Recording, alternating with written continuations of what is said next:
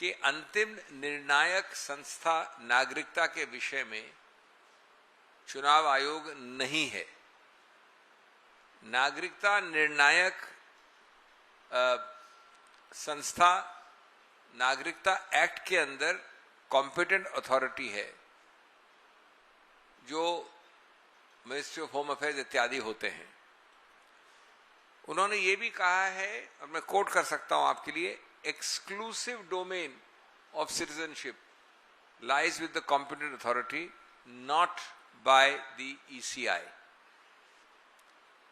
और चुनाव आयोग सिर्फ प्रशासनिक रूप से इस मुद्दे को डील कर सकता है।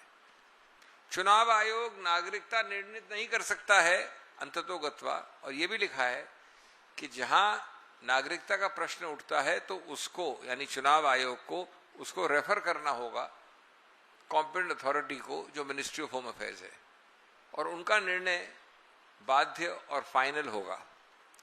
तो अगर ये बात सही है तो आपने देखा कि सभी 12-14 स्टेट्स में 7.5 करोड़ लोगों को जो हटाया गया, प्राथमिक रूप से तो कम से कम नागरिकता के आधार पर हटाया गया ना।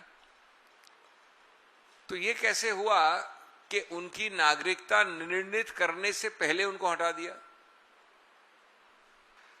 दूसरा,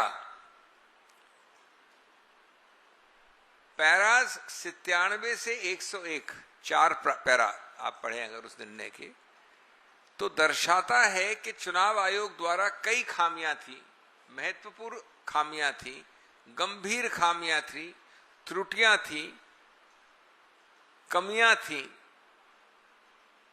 गैप्स थे,